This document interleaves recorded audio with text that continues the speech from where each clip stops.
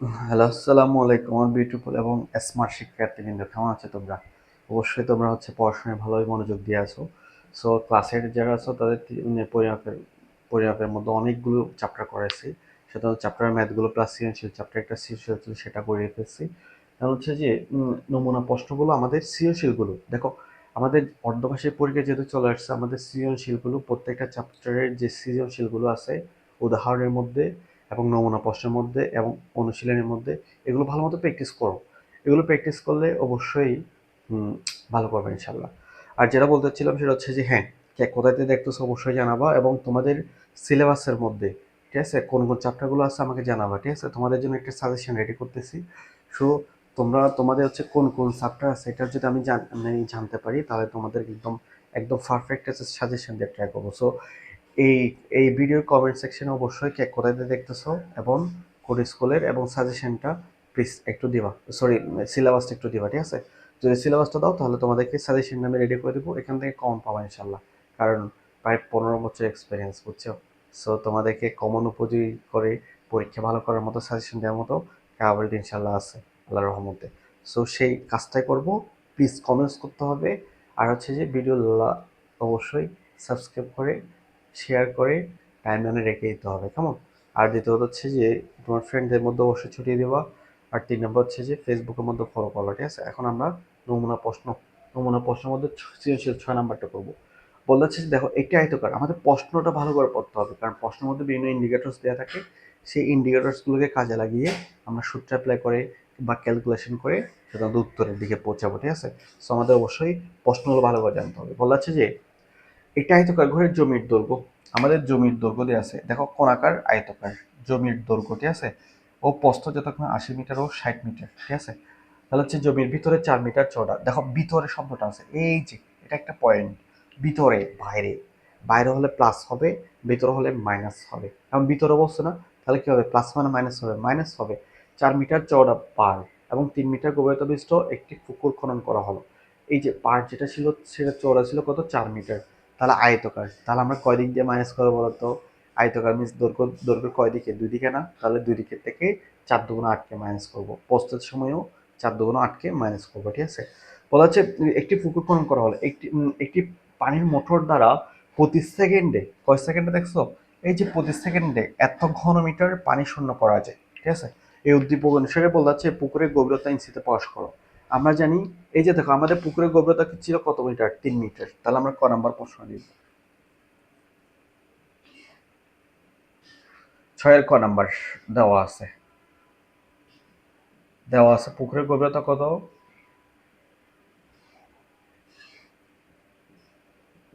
পুকুরের গভীরতা কত মিটার বলো?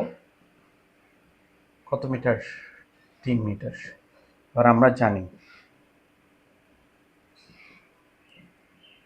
1 মিটার সমান কত ইঞ্চি বলো তো?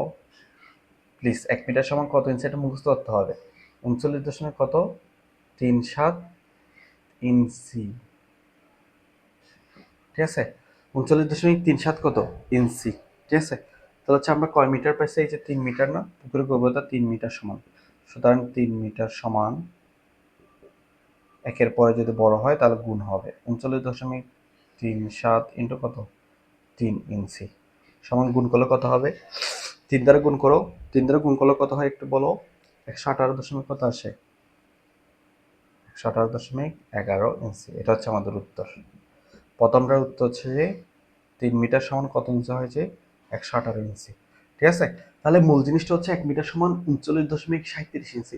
37 ইঞ্চি, 39.37 ইঞ্চি, 39.37 ইঞ্চি। এটা মুখস্থ রাখবা। 3 মিটার জন্য গুণ করে দেবা তোমাদের ক্যালকুলেট করে, দেন যেটা আসবে সেটা আমাদের রেজাল্ট। ঠিক আছে, এটা পরীক্ষায় আসে। ঠিক আছে, সো আমরা প্রথমটা শেষ, খ নাম্বারটা। এরপর আমরা ঘ নাম্বারটা করবো। গ নাম্বারটা করবো বলতেছে কি দেখছো, গ নাম্বার বলতে পুকুরের পাড়ের ক্ষেত্রফল নির্ণয় করো। ঠিক আছে, পুকুরটা কেমন ছিল? আয়তকার ছিল। ঠিক আছে না, এরকম আয়তের একটা পুকুর ছিল। ঠিক আছে, যার আবার কি ছিল? একটা ভিতরে একটা পাড় ছিল।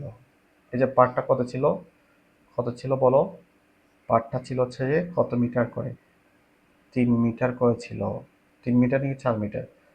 পাড়টার চওড়া ছিল 4 মিটার, তাহলে 4 মিটার। আর দৈর্ঘ্য ছিল কত? 80 মিটার, আর প্রস্থ ছিল 60 মিটার। ঠিক আছে, তাহলে এটা বলেছে এই যে দেখো এখানের মধ্যে কি বলছে দেখছো, ভিতরে বলছে। প্রথম আমরা হচ্ছে পুকুর পাড়ের ক্ষেত্রফলের জন্য আগে আলহামদুলিল্লাহ, প্রথম হচ্ছে আমরা কি করব, পুরো পুকুরের ক্ষেত্রফলটা বের করবো। ঠিক আছে, তাহলে দেওয়া আছে, সুতরাং দেওয়া আছে আয়তাকার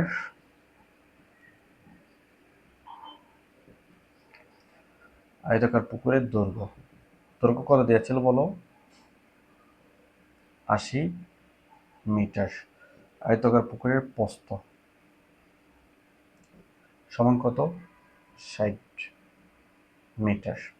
সুতরাং আয়তাকার পুকুরের ক্ষেত্রফল, আমরা ক্ষেত্রফল সূত্র কি জানি, দৈর্ঘ্য গুণ প্রস্থ। তাহলে 60 গুণ 80 গুণ 60 সমান কত হবে, 648, 4800 বর্গ মিটার।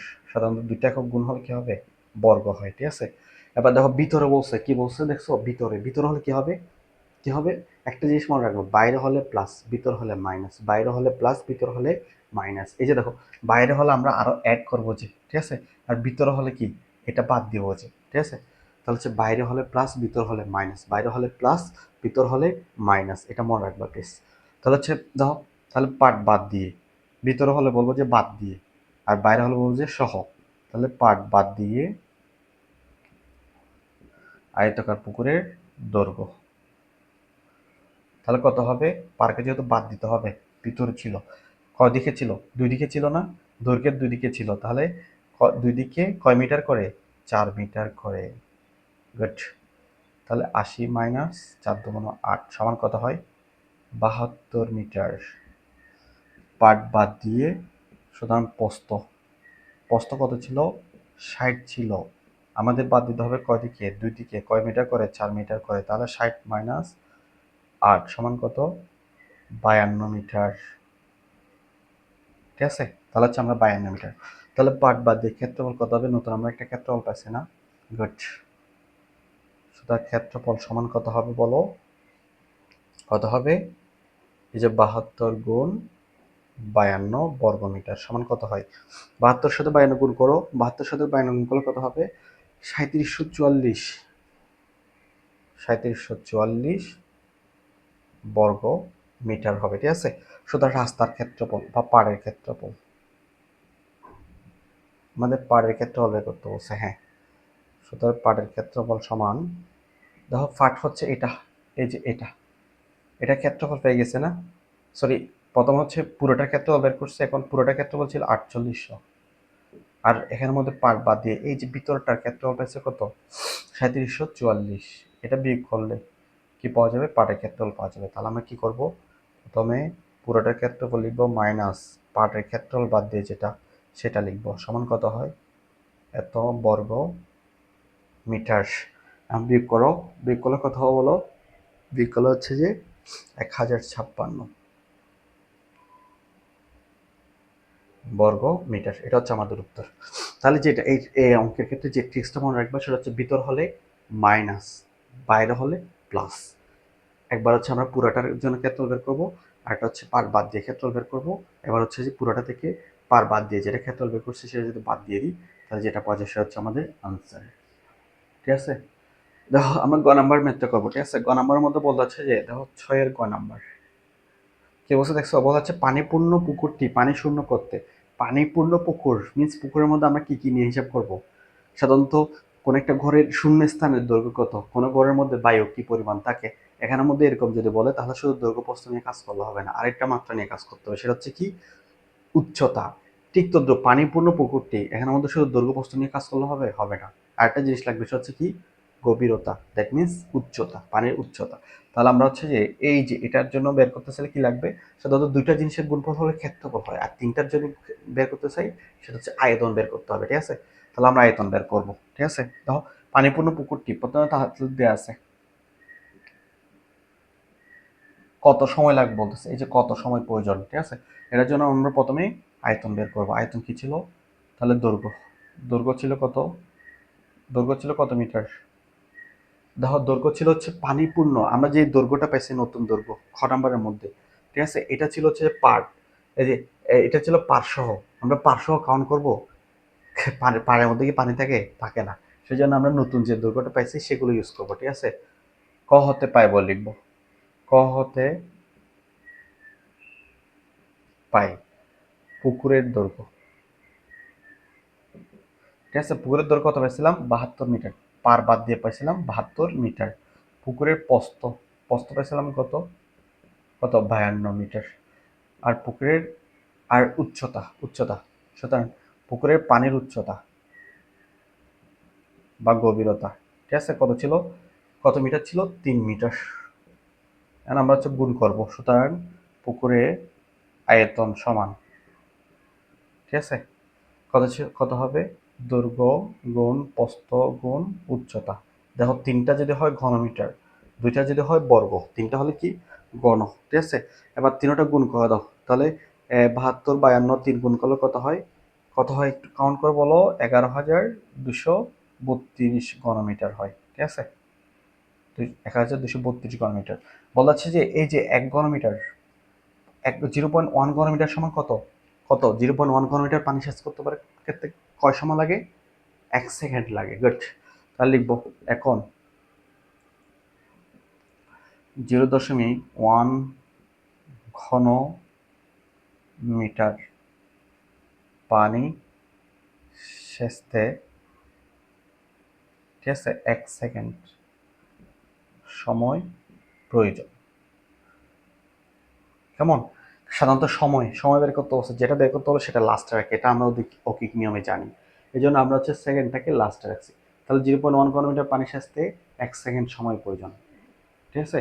1 সেকেন্ড সময় প্রয়োজন। সুতরাং 1 ঘনমিটার পানি সেচতে কত হবে? 1/0.1 ঘন সেন্টিমিটার, সরি হ্যাঁ, সেকেন্ড সময়, ঠিক আছে? সুতরাং এই যে কত? 11,232 ঘনমিটার পানি সেচতে গুণ করবা 11,232 গুণ 1 0.1 সেকেন্ড, ঠিক আছে?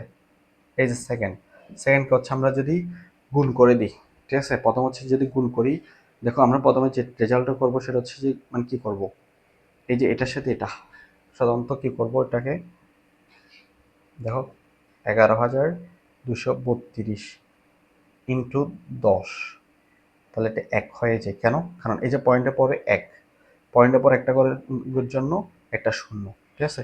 তাহলে এটা 10 হয়ে যায়, ঠিক আছে? 10 হয়ে যায়। আর এটা সেকেন্ড ছিল, সেকেন্ড থেকে আমরা যদি ঘন্টায় আনতে চাই তাহলে প্রথমে 60 দ্বারা ভাগ করলে মিনিটে আসে, আবার 60 দ্বারা ভাগ করলে কিসে আসে? ঘন্টায় আসে, ঠিক আছে? বুঝছো এটা? তাহলে দুইটা 60, একটা হচ্ছে যে সেকেন্ড থেকে মিনিটে আনার জন্য একটা 60 দ্বারা ভাগ করছে, আমরা জানি 1 মিনিট সমান 60 সেকেন্ড। আবার সে 1 মিনিটকে আবার ঘন্টা আনার জন্য আমরা জানি 1 ঘন্টা সমান 60 মিনিট, আর একটা 60 দ্বারা ভাগ করবো। এবার ক্যালকুলেশন করবো, ক্যালকুলেশন করলে আসে কত? 31.2 ঘন্টা। কত আসে? 31 দশমিক 31 দশমিক কত আসে? 2 ঘন্টা। কত আসে যে? 31.2 ঘন্টা। দেখো এর মধ্যে রেজাল্ট আসছে হচ্ছে 31.2 ঘন্টা। আমাদের হচ্ছে যে যেটা ভাঙতি আছে, দেখো 31 দশমিক কত? 2 ঘন্টা। দেখো এখানের মধ্যে আমরা 31 ঘন্টার ভাঙতি যেটা আছে সেটাকে রেখে দিব, শুধু 31 ঘন্টা লিখবো। আর 0.2 যেটা আছে সেটাকে আমরা মিনিটে কনভার্ট করে দেবো, মিনিটে। ঘন্টা থেকে মিনিটে যেতে চাইলে ছোট বড় একটা ছোট যে সেল করতে হবে, গুণ করতে হবে। 0.2 কে হচ্ছে তুমি 60 দ্বারা গুণ করো, 60 দ্বারা গুণ করলে কত আসে বলো প্লিজ? কত আসে বলো? হ্যাঁ, 0.2 কে যদি তুমি 0.2, এই যে 0.2 ইন্টু 60 দাও, দেখবা যে কত আসছে? 12 মিনিট। সুতরাং কত আসবে? 12 মিনিট। সুতরাং এই যে 31 ঘন্টা 12 মিনিট এই টাইমটাই লাগে, ঠিক আছে? প্রথম হচ্ছে দুইটা 60 দ্বারা গুণ করছে, কারণ একটা 60 হচ্ছে সেকেন্ড থেকে মিনিট আসছে, আর একটা 60 হচ্ছে মিনিট থেকে ঘন্টায় আসছে। এটা যেটা আসবে সেটার মধ্যে পয়েন্ট টাকা যেটা থাকবে সেটাকে আমরা ঘন্টা থেকে আবার মিনিটে নিয়ে যাবো, সেজন্য 0.20 কত? 60 দ্বারা গুণ করবো। তাহলে ম্যাথটা একদম খুব ইজিলি পারা যায়, এ ধরনের ম্যাথ পরীক্ষা আসে। সো বাসার মধ্যে প্র্যাকটিস করবা, আর প্রত্যেকের সিলেবাসটা কমেন্ট সেকশনে দিবা, তোমাদের জন্য একটা সাজেশন রেডি করবো, ঠিক আছে? ওকে, আল্লাহ হাফেজ, ভালো থাকবো, অবশ্যই সাবস্ক্রাইব এবং শেয়ার করবা।